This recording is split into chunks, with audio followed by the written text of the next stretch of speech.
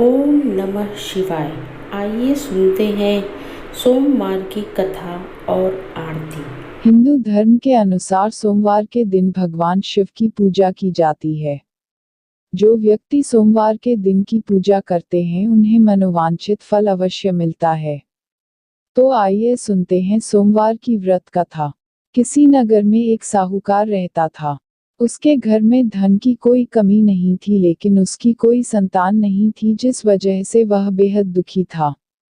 पुत्र प्राप्ति के लिए वह भगवान शिव प्रत्येक सोमवार व्रत रखता था और पूरी श्रद्धा के साथ शिवालय में जाकर भगवान शिव और पार्वती जी की पूजा करता था।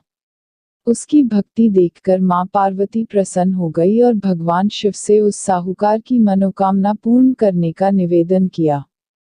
पार्वती जी की इच्छा सुनकर भगवान शिव ने कहा कि हे पार्वती, इस संसार में हर प्राणी को उसके कर्मों के अनुसार फल मिलता है और जिसके भाग्य में जो हो उसे भोगना ही पड़ता है।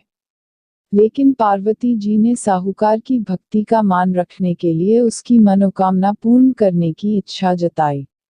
माता पार्वती के आग्रह पर शिव जी ने साहूकार को पुत्र प्राप्ति का वरदान तो दिया, लेकिन साथ ही यह भी कहा कि उसके बालक की आयु केवल 12 वर्ष होगी।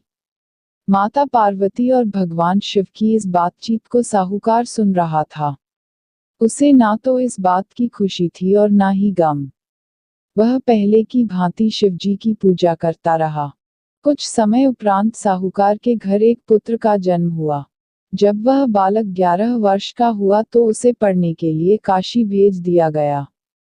साहूकार ने पुत्र के मामा को बुलाकर उसे बहुत सारा धन दिया और कहा कि तुम इस बालक को काशी विद्या प्राप्ति के लिए ले जाओ और मार्ग में यज्ञ कराओ। जहां भी यज्ञ कराओ वहीं पर ब्राह्मणों को भोजन कराते और दक्षिणा देते हुए जाना।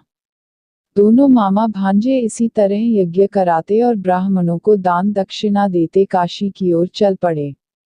राते में एक नगर पड़ा जहां नगर के राजा की कन्या का विवाह था। लेकिन जिस राजकुमार से उसका विवाह होने वाला था वह एक आंख से काना था। राजकुमार के पिता ने अपने पुत्र के काना होने की बात को छुपाने के लिए एक चाल सोची। साहूकार के पुत्र को देखकर उसके मन में एक विचार आया। उसने सोचा क्यों न इस लड़के को दूल्हा बनाकर राजकुमारी से विवाह करा दूं। विवाह के बाद इसको धन देकर विदा कर दूंगा और राजकुमारी को अपने नगर ले जाऊंगा। लड़के को दूल्हे का वस्त्र पहनाकर राजकुमारी से विवाह कर दिया गया।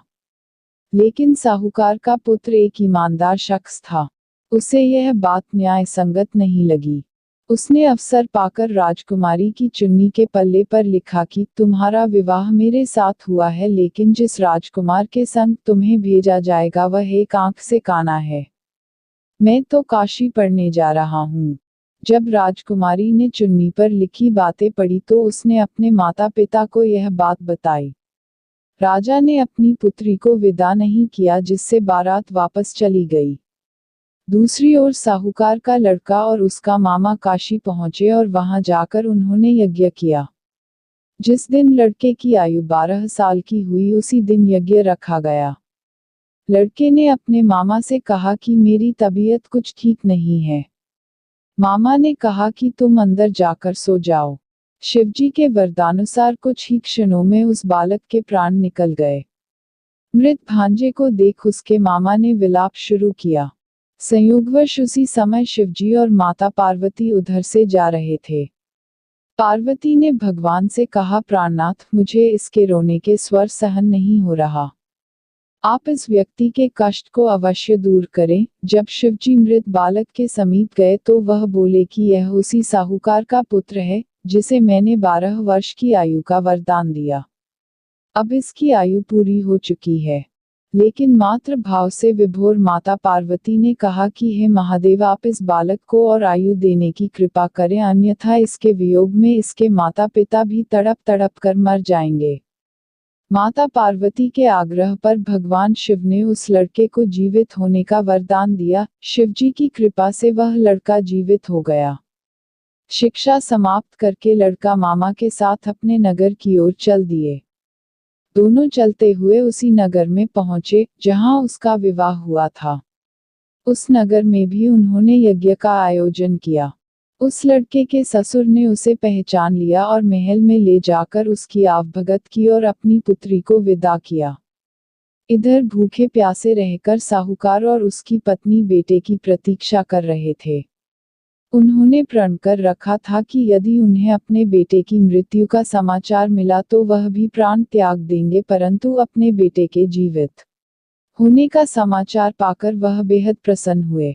उसी रात भगवान शिव ने व्यापारी के स्वप्न में आकर कहा, हे श्रेष्ठी, मैंने तेरे सोमवार के व्रत करने और व्रत कथा सुनने से प्रसन्न होकर तेरे पुत्र को लंबी आयु प्रदान की है। जो कोई सोमवार व्रत करता है या कथा सुनता और पढ़ता है उसके सभी दुख दूर होते हैं और समस्त मनोकामनाएं पूर्ण होती हैं। भोले शंकर जी की आरती। जय शिव ओंकारा, ओम जय शिव ओंकारा। ब्रह्मा विष्णु सदा शिव अर्धांगी धारा। ओम जय शिव ओंकारा।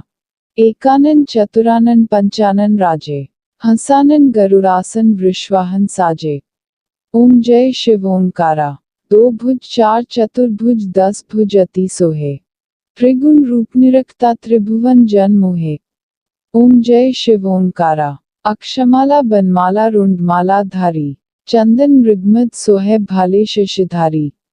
ओम जय शिव ओंकारा। श्वेतांबर पीतांबर बाघंबर अंगे। संकादिक गरुणादिक भूतादिक संगे। ओम जय शिव ओंकारा।